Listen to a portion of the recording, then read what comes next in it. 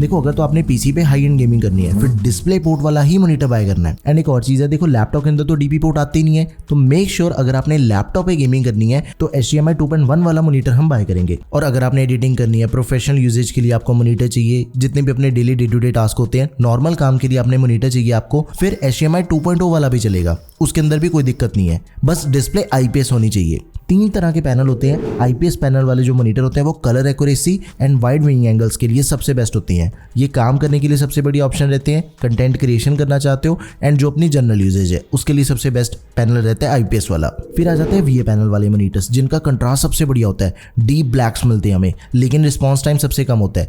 ये media consumption के लिए ठीक है एंड कैजुअल अगर हमने गेमिंग करनी है कभी कभी उसके लिए भी ठीक है। लास्ट में आ जाते हैं TN पैनल वाले मॉनिटर्स, जिनका रिस्पॉन्स टाइम सबसे फास्ट होता है, लेकिन जो कलर्स होते हैं एंड विंग एंगल्स होते हैं वो सबसे बेकार होते हैं। ये मोस्टली कॉम्पिटिटिव गेमिंग के लिए यूज होते हैं। एंड रिफ्रेश रेट 60 हर्ट्ज का रिफ्रेश रेट अगर आपके मॉनिटर के अंदर स्टैंडर्ड यूजर के लिए मोर देन सफिशिएंट है। ऑफिस के काम करने, वेब ब्राउजिंग करनी है, वीडियोस देखनी है, सब कुछ चलेगा इसके ऊपर। 75 हर्ट्ज अगर रिफ्रेश रेट दिया गया फिर आइडियल रहेगा मॉनिटर आपका कभी कभी गेम्स खेलने के लिए। एंड इसकी जो डिस्प्ले वो 60 हर्ट्ज से थोड़ी स्मूथ चलती है। एंड अगर आपने करनी है भाई गेमिंग, फिर आपको 120 हर्ट्ज या फिर उससे ज्यादा रिफ्रेश रेट वाला मॉनिटर बाय करना हमने। एंड अगर अपने मॉनिटर के अंदर ये 3 चीजें हैं फिर हमने बाय नहीं करना। सबसे पहली चीज लो रेजोल्यूशन 1366x768 पिक्सल्स या फिर उससे कम मिल रहा है बिल्कुल भी कंसीडर नहीं करना। टेक्स्ट एंड इमेजेस बहुत ही ब्लरी दिखती हैं। फिर TN panel office and designing के काम के लिए बिल्कुल भी अच्छा नहीं रहेगा। हाई रिस्पॉन्स टाइम अगर आपका 8 मिलीसेकंड से ज्यादा रिस्पॉन्स टाइम है, मोशन ब्लर मिलेगा गेमिंग के अंदर, गेमिंग के लिए फिर हमने इसे कंसीडर नहीं करना। इन सभी चीजों का हमने ध्यान रखना है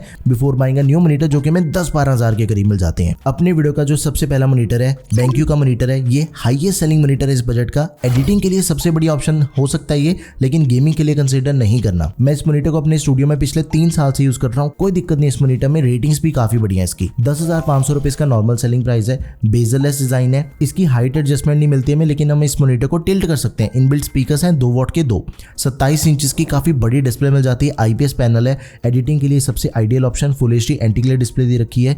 100 हर्ट्ज का रिफ्रेश रेट है, कैजुअल गेमिंग हो जाएगी। 99% sRGB है, एडिटिंग वाले काम बढ़िया होते हैं। 5 मिलीसेकंड तक का रिस्पॉन्स टाइम है। 250 निट्स की brightness and low blue light certification के साथ ही इसके अंदर हमें 2 HDMI पोर्ट्स मिल जाती हैं, एक DP पोर्ट, एक ऑडियो आउटपुट। इस वीडियो के अंदर मैं आपको जितने भी मॉनिटर्स बता रहा हूँ ना, सभी के अंदर आपको पूरे 3 साल की वारंटी तो मिलती ही है। इसी बात पे आप वीडियो को भी लाइक कर दो। फिर अगला मॉनिटर है Acer Nitro, गेमिंग के लिए सबसे बेस्ट मॉनिटर है ये। सिर्फ 0.5 मिलीसेकंड इसका रिस्पॉन्स टाइम है। एंड जहाँ पे एक गेमिंग मॉनिटर के अंदर 120 हर्ट्ज का रिफ्रेश रेट आइडियल समझा जाता है, इस मॉनिटर के अंदर आपको 180 हर्ट्ज का रिफ्रेश रेट मिलेगा। गेम प्ले इतना स्मूथ, मतलब आपको गेमिंग करके मजा आ जाएगा। लेटेंसी बिल्कुल फील ही नहीं होती इसके ऊपर गेमिंग करने पे। AMD FreeSync प्रीमियम के साथ ही 250 निट्स की ब्राइटनेस है। 99% sRGB, Astria 10 की सपोर्ट के साथ ही 27 इंचेस इसका भी डिस्प्ले साइज है। फुल HD IPS पैनल दिया गया एंटी ग्लेयर। ये सेम मॉनिटर आपको 2 डिस्प्ले साइज के अंदर मिलेगा, 27 इंचेस एंड 24 इंचेस वाला।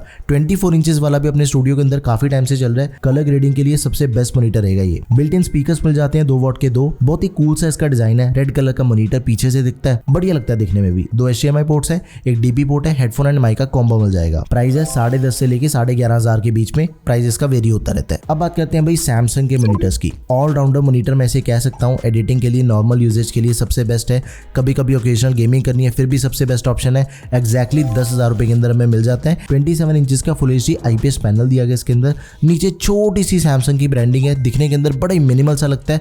प्रोफेशनल लुकिंग मॉनिटर है। 100 हर्ट्ज के रिफ्रेश रेट के साथ ही 250 निट्स की brightness, AMD FreeSync, 100% sRGB, 4 millisecond response time, eye saver mode दिया गया, गेमिंग मोड दिया गया, फ्लिकर फ्री डिस्प्ले इसकी, एकदम ही आइडियल ऑप्शन हर एक चीज के लिए। एक DP port, HDMI port, USB and DC, ये सारी पोर्ट्स हमें इसके अंदर मिल जाती हैं, तो आप इसे जरूर कंसीडर करो। एक इसका ऑल्टरनेट ऑप्शन आपको बताता हूँ, अगर आपने थोड़ा सा डिफरेंट मॉनिटर चाहिए, भाई मेरे सेटअप की ब्यूटी को और भी ज्यादा बढ़िया हो जाए, फिर हम बाय करेंगे सैमसंग का कर्व मॉनिटर, जो कि हमें 10,400 रुपए के अंदर मिल जाता है। 27 इंचेस का फुल HD VA पैनल दिया गया है। कर्व मॉनिटर के अंदर VA पैनल ही मिलता है, सबसे बढ़िया पिक्चर क्वालिटी रहती है उसकी। फिर 60 हर्ट्ज का रिफ्रेश रेट है। अगर आपको कर्व मॉनिटर चाहिए तो इस बजट के अंदर यही वाला ऑप्शन सबसे बेस्ट है। आगे बढ़ते हैं, LG का अल्ट्रा गेयर गेमिंग मॉनिटर है, बिल्कुल ही लेटेस्ट मॉनिटर है, अभी कुछ ही टाइम पहले लॉन्च हुआ, 2 महीने पहले। LG की गेमिंग ओरिएंटेड सीरीज है अल्ट्रा गेयर, बहुत ही अच्छा मॉनिटर। 24 इंचेस का फुल HD IPS डिस्प्ले मिल जाती है इसके अंदर। AMD FreeSync के साथ ही Nvidia G-Sync कंपेटेबल है। 180 हर्ट्ज का refresh rate and super bright है इसकी डिस्प्ले, 300 निट्स की ब्राइटनेस के साथ। 1 मिलीसेकंड रिस्पॉन्स टाइम है, 99% sRGB, Astria 10। कुछ भी करो इस मॉनिटर के ऊपर, एकदम ही टॉप का ऑप्शन है ये भी। हाइट एंड पिवट एडजस्टमेंट के साथ ही बेजललेस डिजाइन है। एक HDMI 2.0 पोर्ट मिल जाती है जो कि फुल HD एट 144 हर्ट्ज तक सपोर्ट करती है। एक DP पोर्ट है 1.4, एक हेडफोन आउटपुट की पोर्ट मिल जाती है।